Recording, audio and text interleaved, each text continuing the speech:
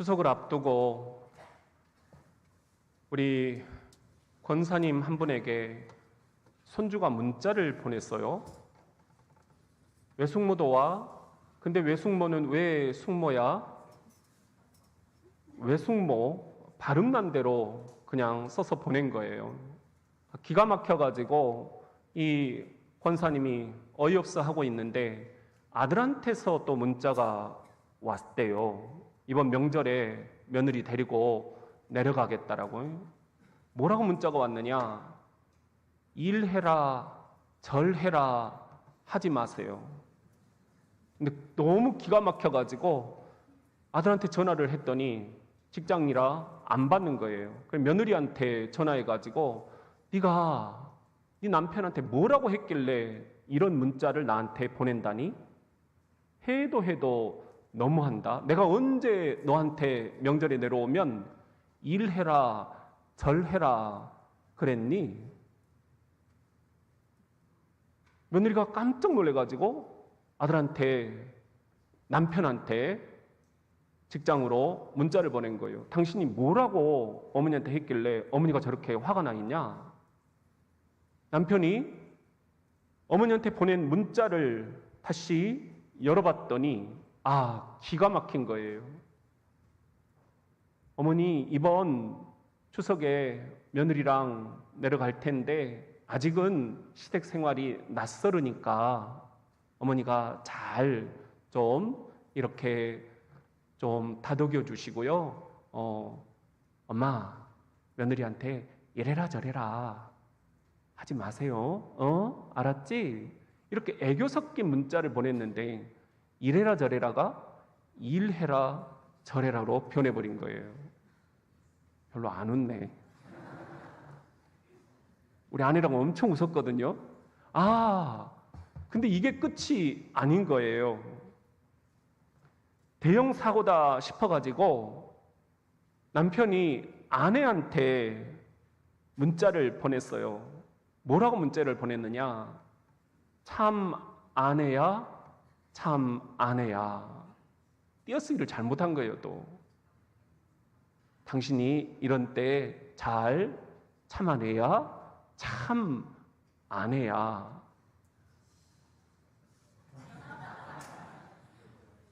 재밌지?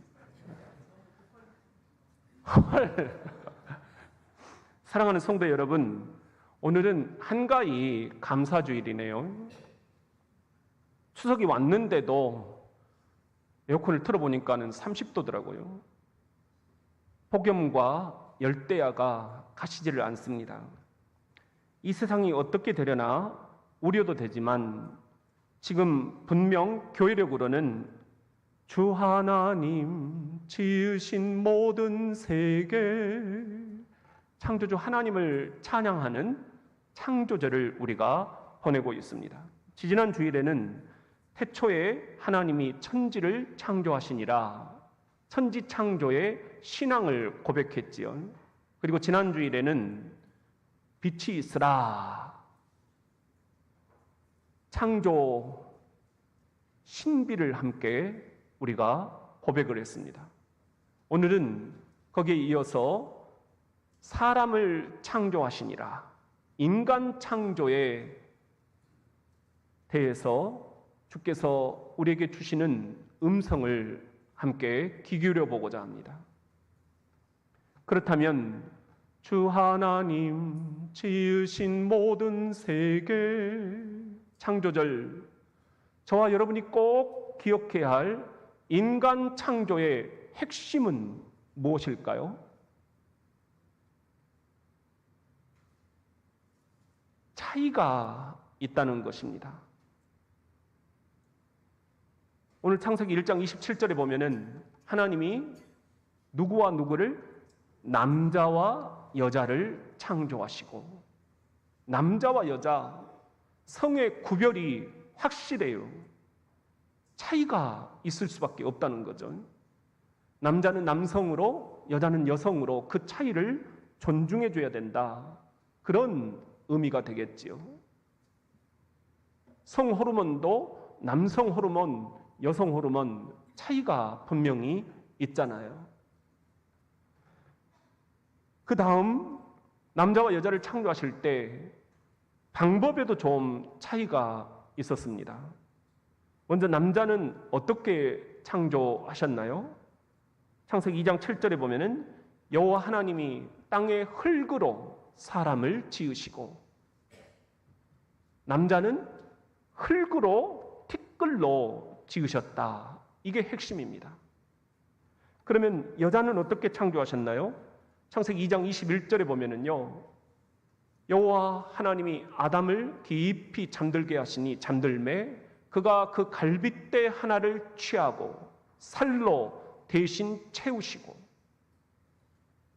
여호와 하나님이 아담에게서 취하신 그 갈빗대, 옆구리 뼈죠, 그걸로 여자를 만드시고 그를 아담에게로 이끌어 오시니, 아담이 이르되 이는 내 뼈 중에 뼈요 살 중에 살이라, 이것을 남자에게서 취하였은즉 여자라 부르리라.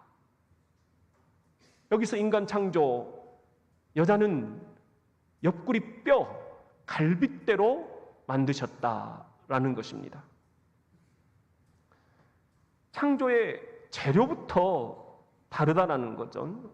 흙으로 만드셨고 뼈로 만드셨고, 그러니 남자와 여자 곳곳에서 차이가 날 수밖에요. 저하고 아내도 참 차이가 많습니다. 저는 밥을 먹어야 먹는 것 같은데 아내는 유기농 빵이라나 그거 한 쪼가리 주고는 그냥 밥이래요. 고속도로에서 저는 뒤에 오는 차들 다 좀 보내주고 가는 게 역시 목사답고 되게 마음이 편안하거든요. 근데 아내는 내가 교통 흐름을 방해하고 있대요. 그러면서 옆에서 막 뭐라고 합니다. 막 싸움을 걸어요. 여러분은 어떻습니까? 나는 내가 이렇게 아픈데 왜 안 보살펴 주느냐 맨날 삐돌입니다. 근데 아내는 너만 아프냐? 나도 아프다. 제발 징징거리지 좀 마라. 아주 독종입니다. 저는 길을 가다가 모르면 경찰한테 물어보자, 이런 주의거든요. 경찰이 왜 있느냐? 우리 길 알려주려고 지금 바닥에 다 이렇게 깔려 있지 않냐? 그분들을 우리가 좀 잘 활용하자. 아내는 절대 안 물어봐요. 차 문도 안 내려요. 딴 부부들하고는 우리 부부가 정 반대인 것 같아요.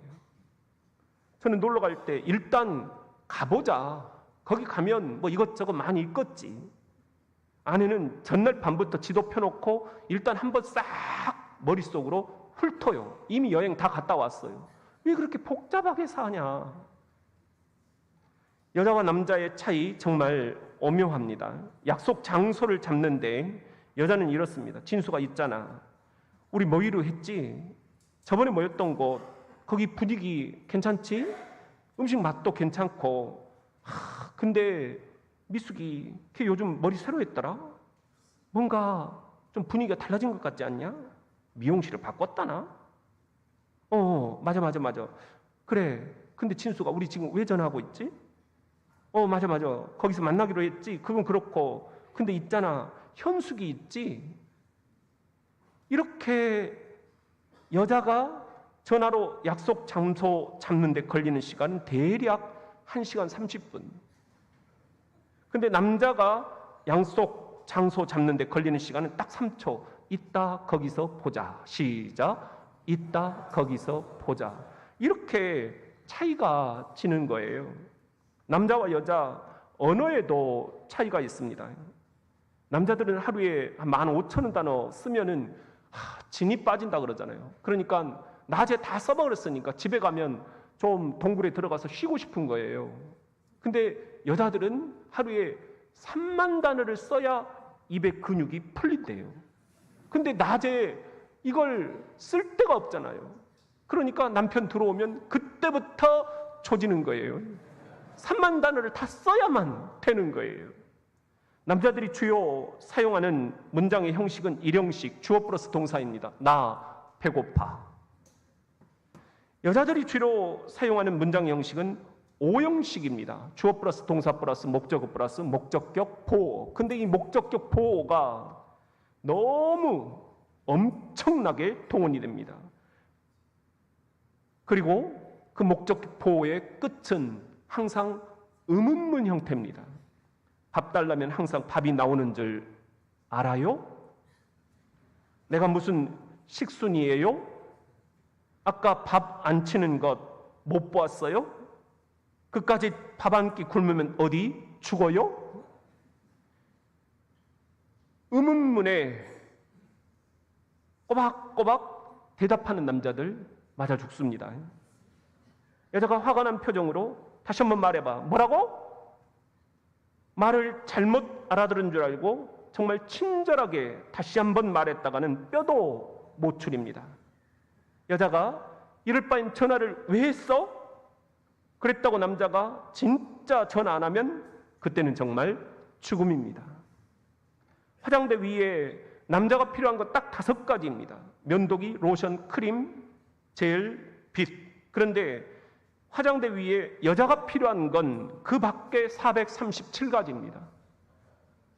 여자가 외출할 준비가 되었다고 하면 여러분 씻기, 화장하기, 옷 고르기를 제외한 나머지가 이제 겨우 끝났다는 뜻입니다.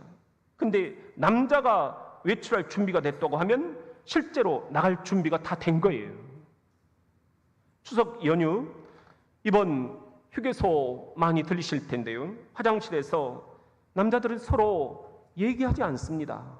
조용히 내리고 조용히 싸고 오는 거죠. 서로 쳐다보지도 않습니다. 네 건지 내 건지. 근데 여자는 오래된 친구처럼 이 이야기 저 이야기 주고받습니다. 그리고 중요한 건 남자는 절대로 식사 중인 옆 친구에게 민수야 화장실 같이 안 갈래? 이런 말 안 합니다. 여자들끼리 하는 대화를 보세요. 미팅할래? 어떤 사람이야? 차는 있어? 나 여동생이 있다? 맨날 싸우겠다. 친하게 좀 지내라. 나 애인 생겼다? 그래? 잘 됐네. 몇 살인데? 나 어제 카페에서 소개팅했다? 누구야? 너 혼자 갔니? 재미있었어? 나 어제 거기서 장나라 봤다? 실물은 어때? 진짜 얼굴이 이렇게 쪼막만 하디? 키는? 그런 남자들끼리 하는 대화를 한번 보세요. 미팅할래? 예쁘냐? 나 여동생 있다? 예쁘냐? 나 애인 생겼다. 시작. 예쁘냐? 나 어제 카페에서 소개팅했다. 시작. 예쁘냐? 나 어제 거기서 장나라 봤다. 시작. 예쁘냐? 이렇게 남자 여자 차이가 지는 거예요. 뭐 나쁘다고 할 수도 없어요. 하나님이 그렇게 남자와 여자를 다르게 창조해 놓으셨기 때문입니다. 그 다름을 인정을 해야 된다라는 거죠. 마태복음 19장 4절에 보면은 예수께서 대답하셨다.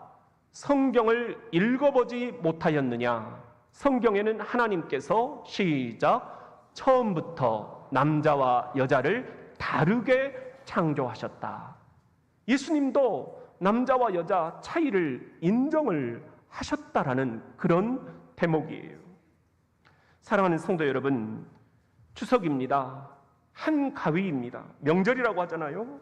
그런데 명절이 때로는 위기가 돼요. 어떻게 보면은 형제간들이 모였지만, 부모 자녀가 모였지만 우리가 1년에 몇 번이나 봅니까? 한 번 내지 2번. 그러니까 서로가 대화들을 안 하다가 만나니까 그동안 서로 마음속에 있던 것들 꺼내놓다 보면 차근차근 서로 선을 넘게 됩니다. 여러분, 이때 중요한 것은 차이를 인정해 주는 것입니다.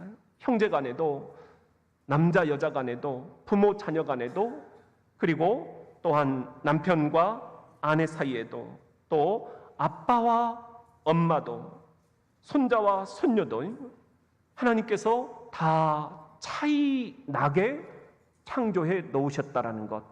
우리 한번 따라합시다. 나와 다른 것은 다를 뿐이지 틀린 게 아니다.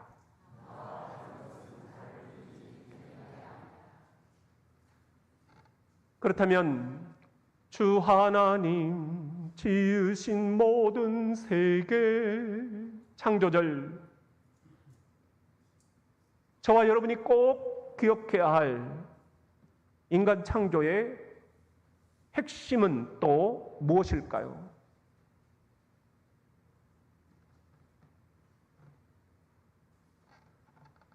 존귀히 여겨야 한다는 것입니다.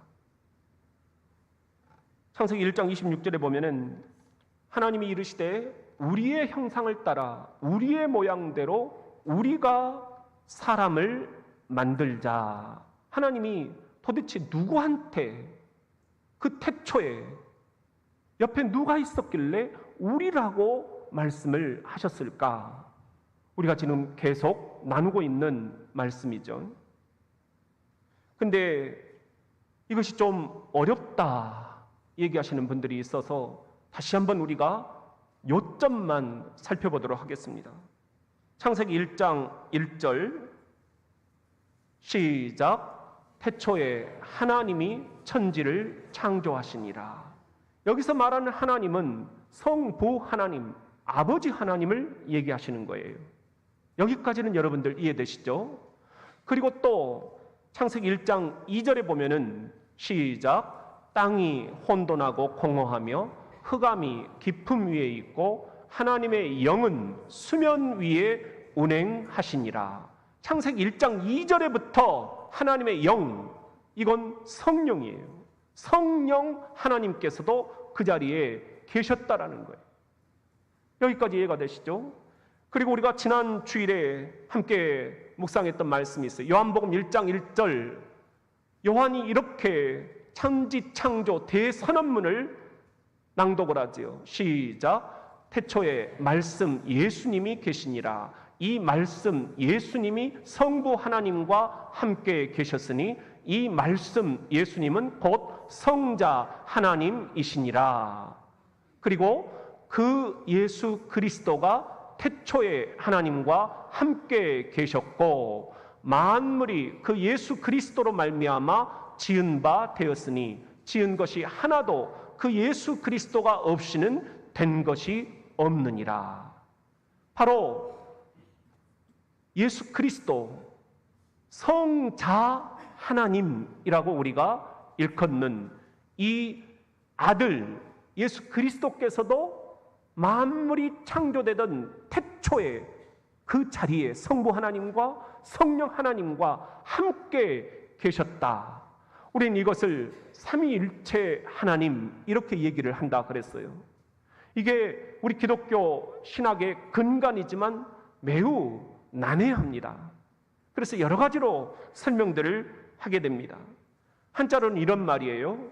석삼, 자리 위, 자리는 세 개에 나누어져 있는데 일체, 한일, 몸체. 여러분, 몸은 한 덩어리다라는 거예요. 이것을 헬라어로는 트리아도스, 그리고 라틴어는 트리니타스, 영어로는 트리니티 이렇게 얘기를 하고 있어요. 삼각경기를 하잖아요. 그런데 우리가 세 사람이 뛰지만 실체는 한 몸처럼 뛰는 거잖아요. 이런 거예요. 세 분이 근본적으로는 한 분이시다.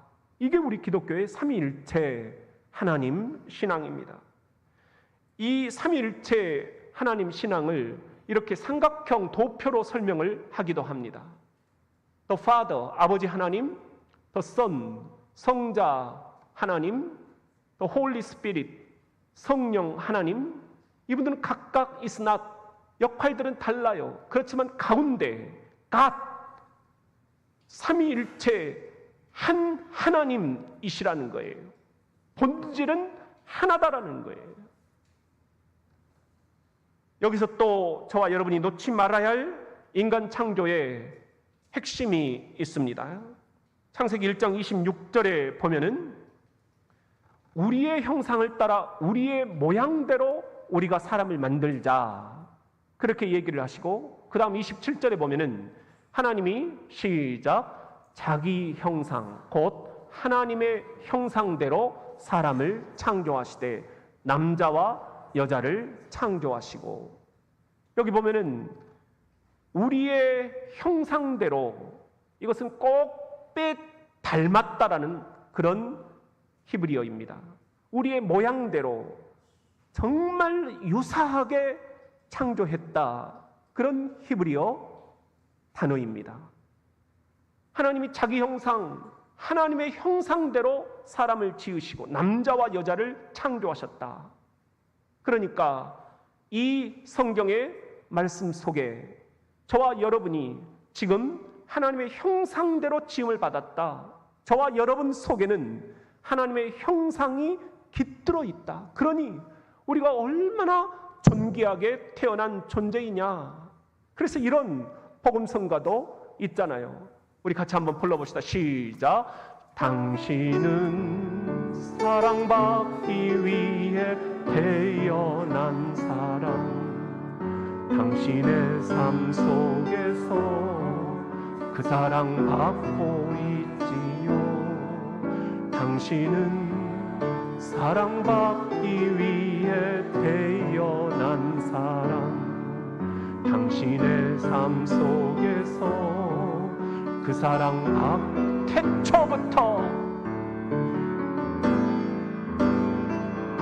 태초부터 시작된 하나님의 사랑은 우리의 만남을 통해 열매를 맺고,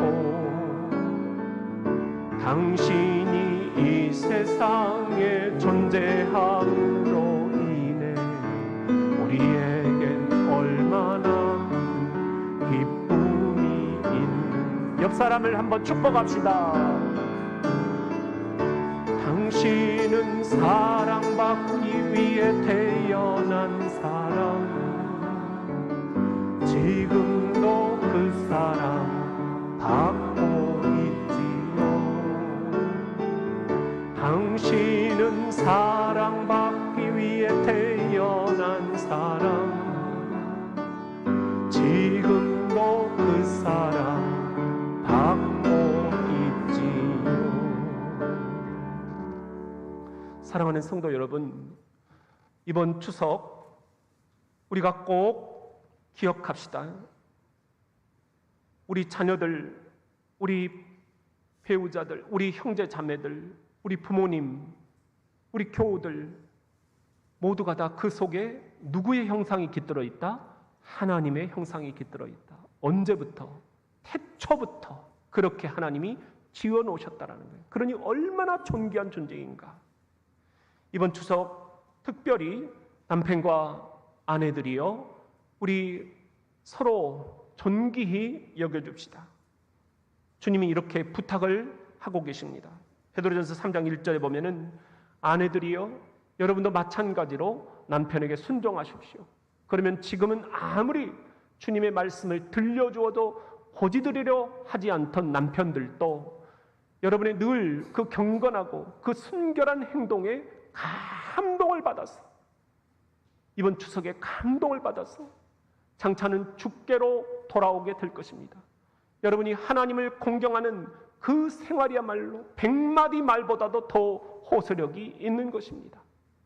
보석이나 화려한 옷이나 머리 단장으로 외모를 아름답게 보이려고 열중하지 마십시오. 시작. 오히려 온유하고 조용한 마음의 소유자가 되어 언제까지나 퇴색하지 않는 매력으로 내면을 아름답게 장식하십시오. 이것이야말로 하나님께서 보시기에 가장 값진 것입니다. 그리고 남편들에게 이렇게 말씀을 하십니다. 시작. 남편 된 사람들도 아내에게 세심하게 마음을 써야 합니다.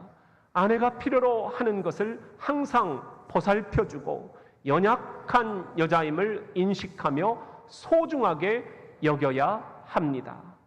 그리고 시작. 아내는 하나님의 은혜를 함께 받는 반려자라는 것을 잊지 마십시오. 만일 아내를 구박한다면 여러분의 기도는 응답받지 못할 것입니다.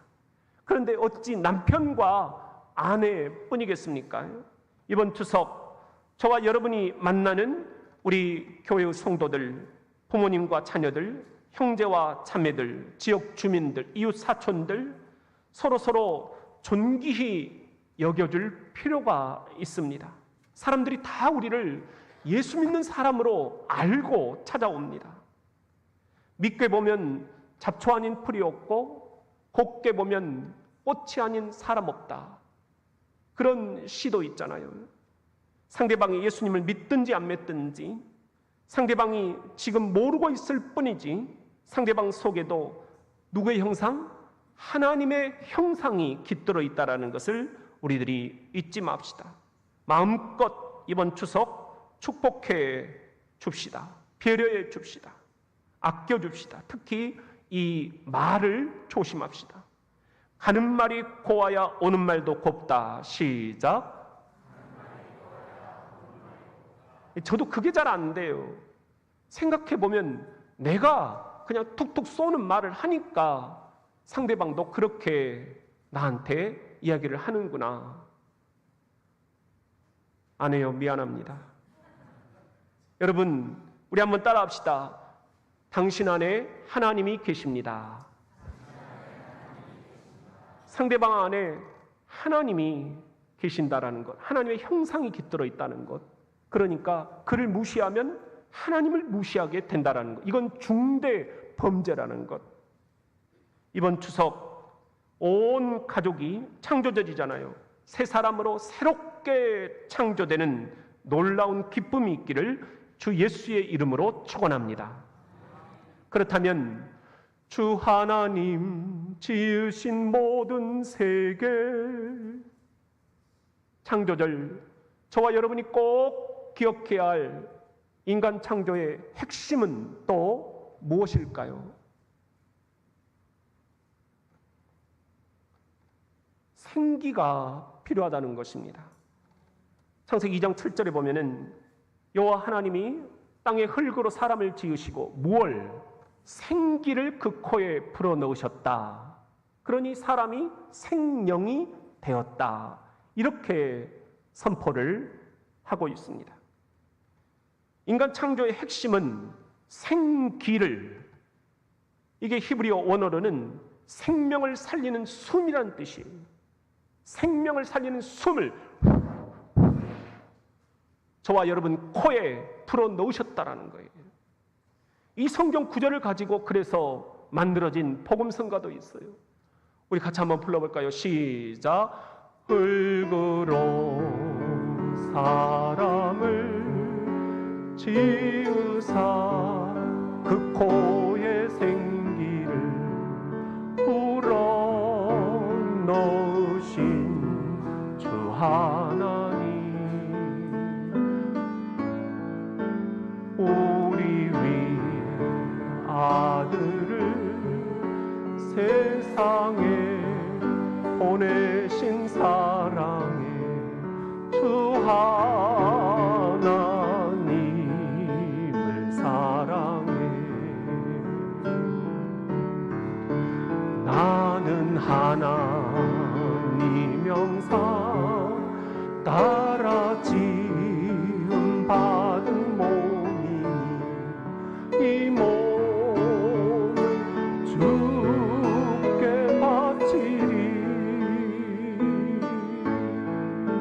항상 내 생활 중에 주를 부인하지 않으며 내 주를 섬기렵니다.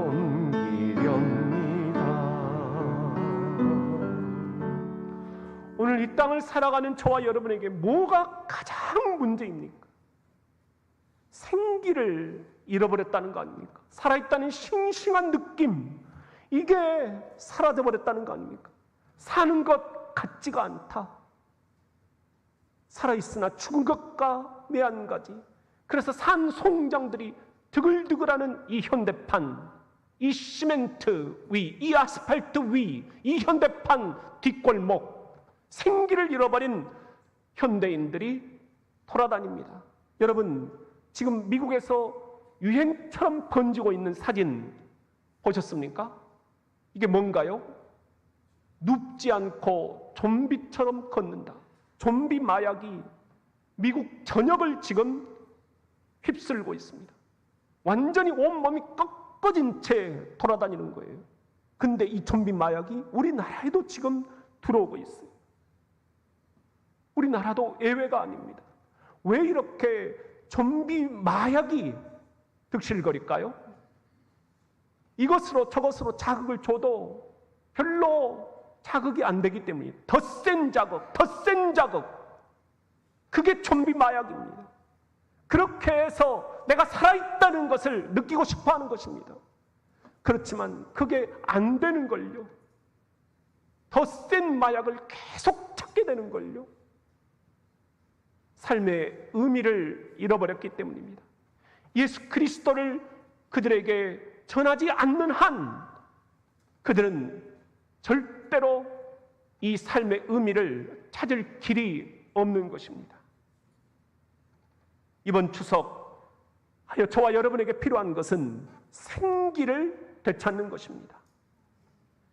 오늘 인간 본문, 이 인간 창조 본문을 영어 성경으로 보면은 좀 놀랐습니다. 2장 7절을 보면은요, Then the Lord God, 그러자 주 하나님께서 formed, 지어내셨다, a man, 한 남자를, 한 사람을, from the dust of the Lord, 땅의 먼지로부터, and breathed, 그리고 숨을 불어 넣으셨다. 어디에? into his nostrils, 그의 두 코에 무엇을? the breath of life, 생명의 숨, 생명의 숨, 따라합시다. 생명의 숨. 그랬더니 어떤 일이 났어요? And the man, 그 남자가 became a living being, 살아있는 존재가 되었다. 우리 성경에는 생명이 되었다. 이렇게 번역을 해놓고 있어요. 생명의 숨. 이것이 이번 추석 저와 여러분에게, 우리 자녀들에게 필요한 생기입니다. 욥도 이 생명의 숨에 대해서 말하고 있어요.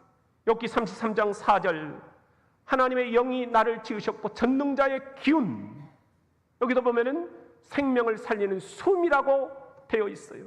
이 생명을 살리는 숨이 들어가서 나를 살려내셨다. 이 생명을 살리는 숨에 대해서 가장 적나라하게 예언하고 있는 선지자는 에스겔이에요. 에스겔 37장 5절에 보면은 주 여호와께서 이 마른 뼈들에게, 죽어있는 뼈들에게 이같이 말씀하셨어요. 내가 생기를, 생명을 살리는 숨을 너희에게 들어가게 하리니 후, 너희가 살아나리라. 6절에 보면은 너희 위에 힘줄을 두고 살을 입히고 가죽으로 덮고 너희 속에 생기를, 생명을 살리는 숨을 후 불어넣으리니 너희가 살아나리라. 또 내가 여호와인 줄 너희가 알리라 하셨다 하라. 또한 에스겔 37장 9절에 보면은 또 내게 이르시되 인자야, 너는 생기를, 생명을 살리는 숨을 향하여 태어나라. 생기, 생명을 살리는 숨에게 태어나여 이르기를, 주 여호와께서 이같이 말씀하시기를, 생기야, 생명을 살리는 숨아, 후 사방에서부터 불어와서 이 죽음을 당한 자에게, 마른 뼈들에게 불어서 살아나게 하라, 살아나게 하라. 이것이 에스겔 선지자가 본 환상이었어요. 근데 예수님께서도 이 생명의 숨, 생명을 살리는 숨에 대해서 말씀을 하고 계셔요. 요한복음 2장 20절 시작. 이 말씀을 하시고 그들을 향하사 생명을 살리는 숨을 내쉬며 이르시되 성령을 받으라. 성령도 생명을 살리는 숨, 생기라는 거예요. 그러니 우리가 성령을 받지 않고 어떻게 살 수가 있겠느냐는 겁니다. 요한계시록에도 이런 묵시가 나와 있습니다.